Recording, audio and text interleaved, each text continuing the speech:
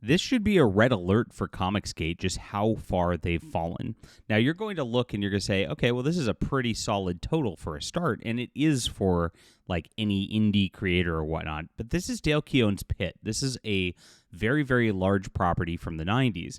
And if this was a situation where Dale was away from ComicsGate and this was not a thing run by this strange lady, Mandy Summers, this would be something that would have been over $100,000 on day one, probably $1 million campaign.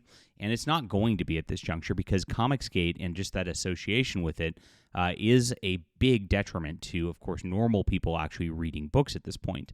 And that's been the main problem. And this has been something that's gone all the way across the industry. Marvel and DC have a bunch of bad actors in it who have leftist politics, who have done terrible things, have increased cancel culture to a level that, of course, it spurred ComicsGate. ComicsGate was then taken over and co-opted by Ethan Van Sciver and his little cohorts, who have done much the same to other creators out there. Their behavior's been terrible over the years.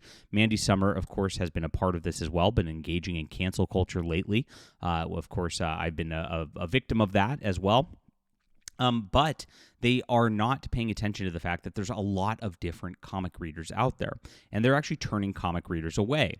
And it's been a big problem for the industry, and we actually need to make up for that with a new comic book movement, and that's exactly what we're doing here, my friends. So I'm glad you found this. This is the real alternative to Marvel and DC. And of course, our movement here in our independent comic space, we are starting something with explicit Christian values. We're starting something with explicit conservative values. Because if you don't have those things and say, this is what this is about, we are not moving to this, you don't have anything. And that's where these guys failed, actually, when they started. They just said, we don't want any politics in our stuff. It doesn't work that way in real life, right? And you end up making just vapid stories when you don't actually try to put your heart and soul into something like these guys often do that don't stand the test of time. And, these guys don't even come out with their books half the time, let alone that.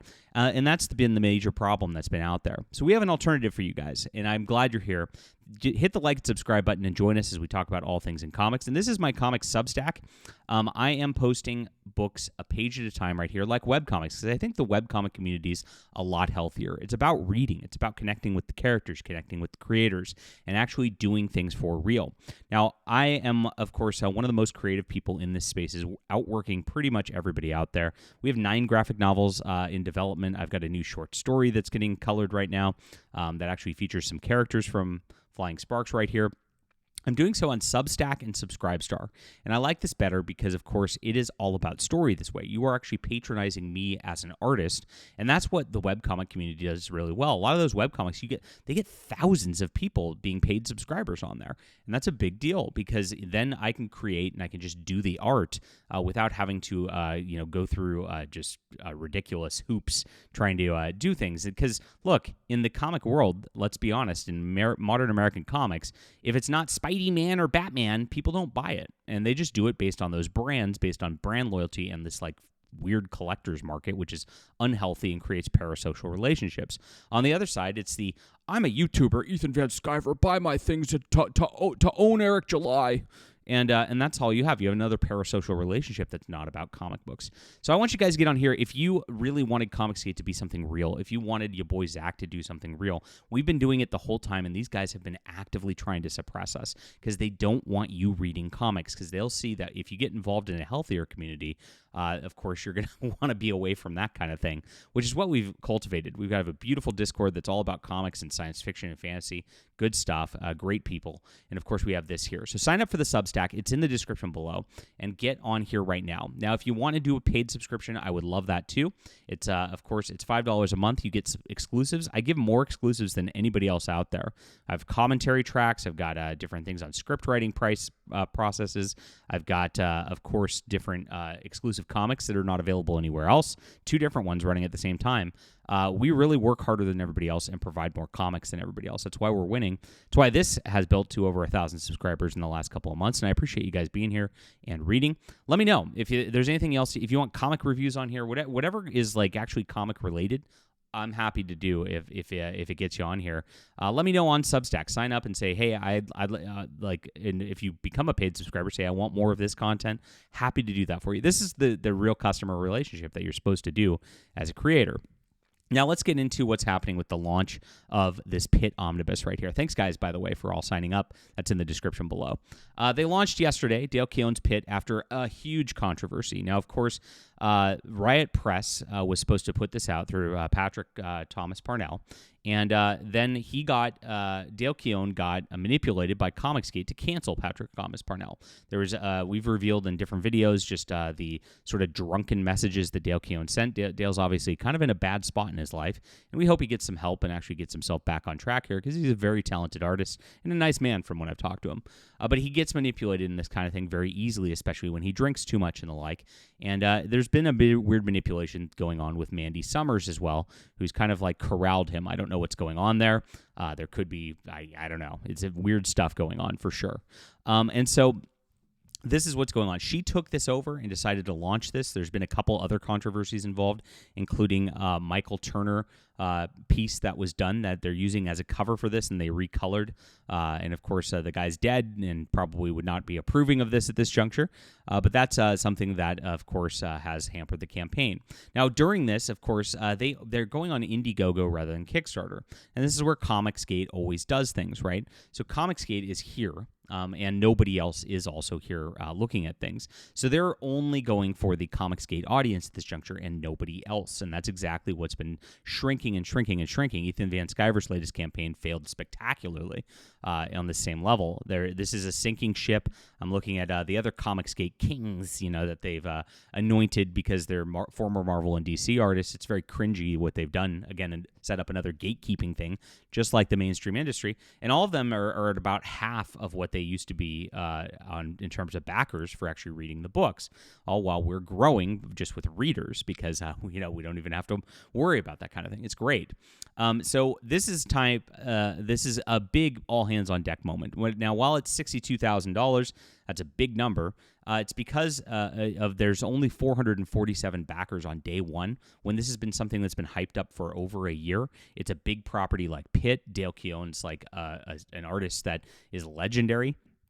This should not be doing something like this. Now, the next controversy on this right here is issues half 1, 2, 3, and 4 in trade paperback format. This already exists as a trade paperback. So you could just buy one on Amazon real quick for like $20. And so when you're being asked to do this for something that's already there and going, oh, $45, I can get it for half that on Amazon already. But this has the new cover. Okay, cool. Well, that's the new cover. Well, you'll get your pay pig simps that like follow Mandy and follow Ethan Van Sciver, but that's about all you're going to get on this sort of thing. They really needed to do some new content or make this expanded into like an omnibus, which is what it was originally going to be under Patrick Thomas Parnell, an omnibus.